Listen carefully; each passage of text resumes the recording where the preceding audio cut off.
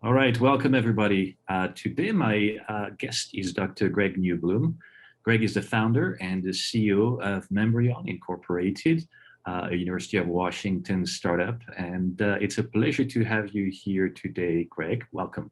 Yeah, thanks, Francois. I'm happy to be here. Fantastic. So you picked actually one of the field of engineering, and I'm partial to that, some would argue is one of the most difficult one, or Yeah. the best one, right? Chemical engineering. So you earned your BS and then you went on to get a PhD at the University of Washington. So what motivated that decision?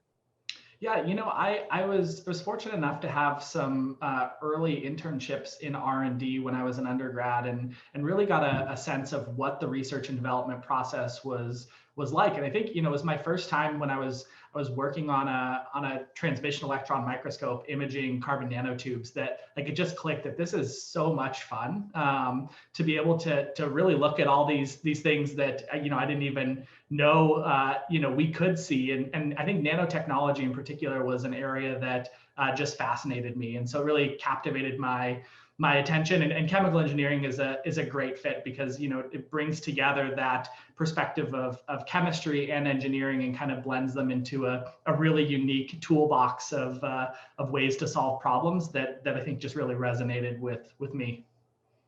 That's super. So, when you came up and when most people actually enter a program, especially a graduate program, the thinking generally is that, perhaps you want to secure a position in academia, become a faculty. Maybe you want to go work in a national lab and do pure research, or sometimes you want to work with a company, typically a larger company. But in your case, it was somewhat different. You decided to actually eschew these different type of opportunities, to look at something very different. So, I'm trying to figure out what's the origin of Membrion. How is it rooted in your research? How did it come about? And what were really the spark that generated this decision to go into the entrepreneurial world?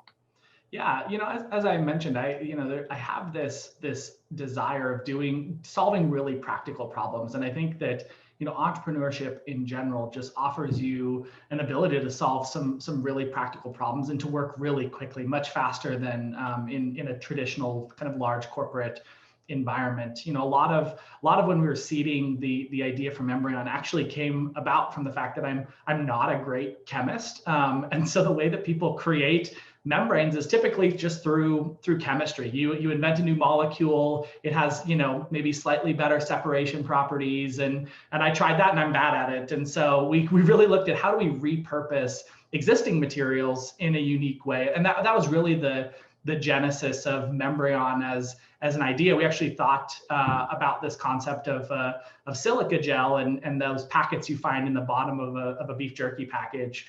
And the fact that they absorb moisture is because they have really small pores. And so we just said, hey, could we make a membrane out of this same material, make it into a sheet instead of a bead? And it turned out that we could, and that's really what kind of was the genesis conceptually of Membrion. And then my desire to really see where could we take this? What is possible with a brand new set of materials, and what could we accomplish? And I think that's been a lot of the fun part of the journey is those what ifs, what can we do, and then actually being able to go out and do it. So you were progressing towards your PhD, and presumably, when you started asking yourself those questions, how can I use this stuff? How can I shape it into a different type of useful format? I mean, this was more towards the end. I mean, you were already thinking about a product. Early on, were you thinking of tackling fundamental issues associated with the material, and then you decided to move towards practical application? And what was the progression? Yeah, I think that was a lot of the progression. It was, just a lot of curiosity around how do these things work? What are some of the fundamental attributes? How do we make structure property connections in a way that's interesting, and really just trying to learn. And it was really after we kind of stumbled across this kind of crazy idea, and then looked around and said, has anyone actually tried this? And we saw, okay, well, no one's tried this. Is that just because it's really stupid and someone else has tried and they already figured that out, or is it because there's something really unique here? And I think that we started looking at, okay, well, if no one else has tried it, we can file a patent. And then based on that, hey, could we actually do something really compelling with this? And I think that, being an engineer, it's a lot of really practical analysis of like, okay, if it's unique, how unique, and what does that uniqueness actually get you?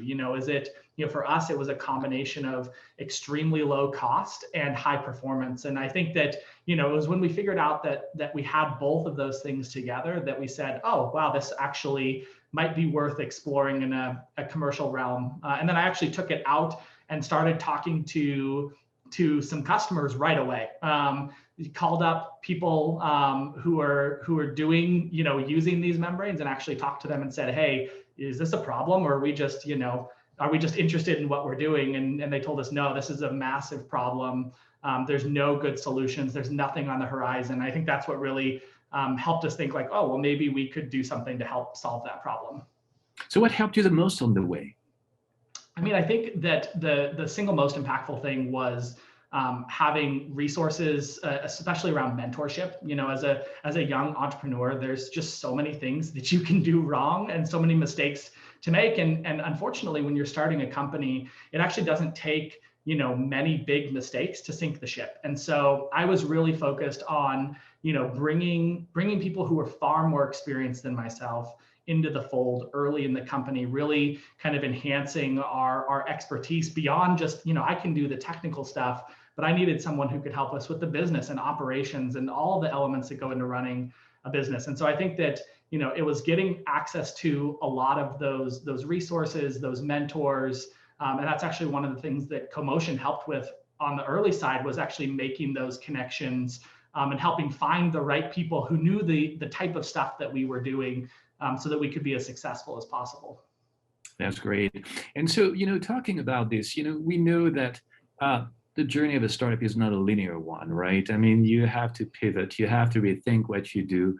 And even though you talked about doing a lot of customer discovery in the early stages, things change, reality change. Tell us a little bit about that. Tell us a little bit about your pivots. Yeah, absolutely. It's constant change. We never have the same strategy for more than 6 months before we realize some other really important piece of information that allows us to pivot into something more successful and get us more traction. So, when we were originally starting, we've had some major pivots, including when we started the company, we're actually focused on trying to solve a membrane problem for redox flow batteries. So energy storage for kind of city-sized quantities of energy. Membranes are super expensive, and that's a really harsh condition for them. And so we thought, hey, this is a great opportunity for us. And it took us, about 18 months to figure out, after working with these customers, to figure out it's going to take them 4 years to make a buying decision. And there's no way we're going to last 4 years without having a customer buying anything. And so we pivoted to the water industry, which has much faster product adoption cycles. They're able to test much quicker. They don't have the same durability requirements. And so that was a market pivot that we made. But we've also made lots of technology pivots along the way where, we actually have changed the chemistries that we've worked with and moved from kind of these simpler systems to more complex functionalized systems that have dramatically improved the performance and allowed us to target new applications as well. So it's a constant learning process of how do you get from A to Z. So what were the biggest surprises along the way?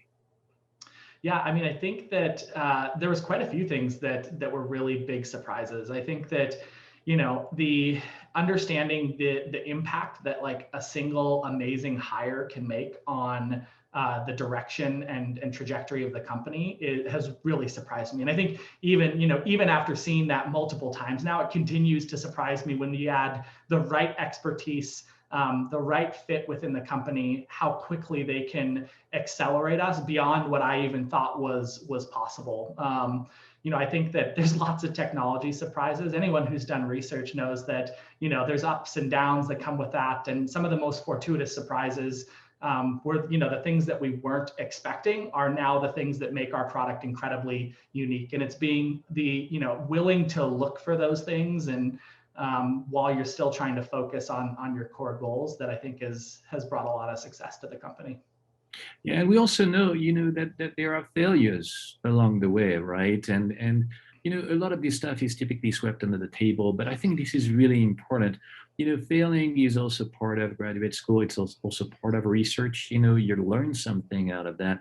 So, tell us about how these failures really, inform your pivot points, your different decision, how you went after to different type of products or markets. Yeah, absolutely. So, I think that, there's this kind of common sentiment in graduate school that, you do all this work and 95% of what you do fails and the other 5% you publish. And it's actually very similar in the fundraising process for a startup, where the vast majority of people you pitch tell you no, or this is a dumb idea, or yeah, I would never invest in this. Like, you're not going to go anywhere. And that's very common. And it's a very discouraging part of the process, especially when you really care about what you're doing and you think you have a good idea. And, we had a time when we were raising our seed round, the initial round of funding, where we were out talking to people and it was just issue after issue, some of which were as simple as the round isn't structured right. It's not the right,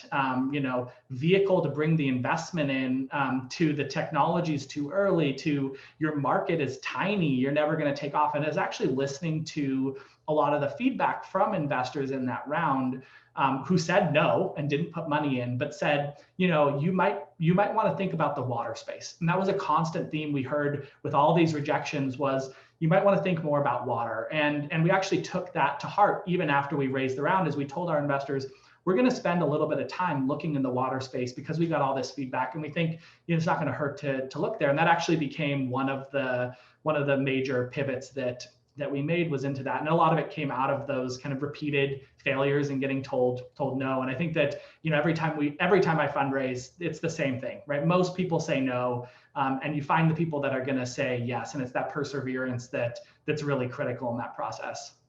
So how do you handle the rejection time over time?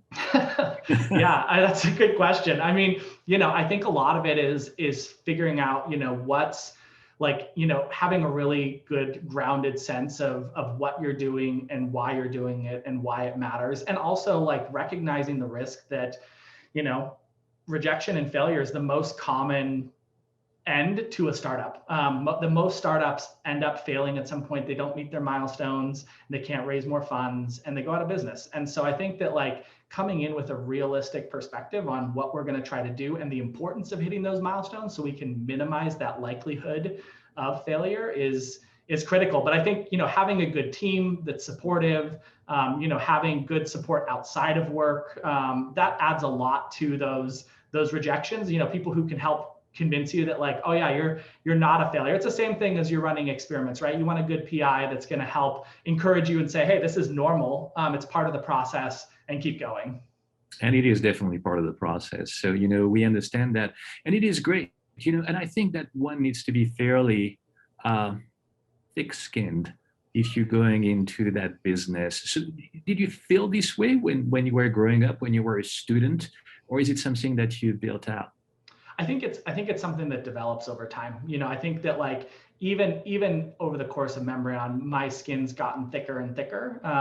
As you kind of learn, you learn that lots of people have opinions and not everyone is right. Right. And so, it's having that conviction, but still being willing to be teachable, because you don't want to have so much conviction that, you miss something that someone who actually does know what they're talking about says. And so it's finding that balance that's really important.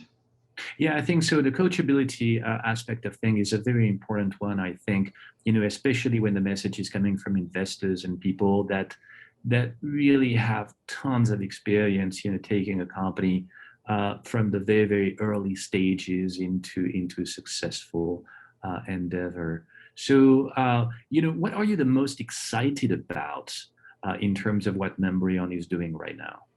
Yeah, we've got some partnerships that are really exciting. That's probably the thing I'm most excited about, is we've got a joint development with one of the world's largest membrane companies, working on some ultra thin membranes that all of our internal testing is showing is absolutely blowing existing technologies out of the water. 20% lower cost of seawater desalination than what exists today. And we've got the relationship in place to really start ramping up this manufacturing at their facility. So we're excited about that. And then of course, our core technology, we're just getting into pilot projects with a bunch of Fortune 500 companies and helping them solve water treatment problems that nobody else is able to solve. And so it's really cool to see how this really kind of durable membrane technology is able to solve some water treatment problems, because water scarcity is a big problem. It's top 5 global issue for the last decade. And most companies are dealing with water scarcity issues from a supply chain standpoint. So it's exciting to be part of that solution and help give them new tools to be able to treat their water. So it's definitely fun. How did you get these connections made? Was that like word of mouth? I mean, did you first contact one company? Did you get like a connection to another one? I mean, how did this work? Yeah, I think initially, it's a lot of just networking at conferences, talking to people, getting what we're doing out there and in front of people, and finding the right people that are interested and curious and hungry to do something new. They're not content with the status quo. And so we've been really fortunate to be prepared when those people did approach us, to be able to then help, lead them in the direction of a problem that we can help them solve. And so, from there, now that we've had some success with them, they're starting to just share by word of mouth, and we're seeing more deals come our way simply because they're excited about what we're doing, and they talk about it with their own peers. And so it's been but it is a lot of, cold calling, cold LinkedIn stuff. That stuff works. It's just, you have to be persistent, because you're only going to get a 5 or 10% response rate. And but I think that, in combination with just good old fashioned networking and putting yourself out there and being willing to talk to people does a lot. It certainly does.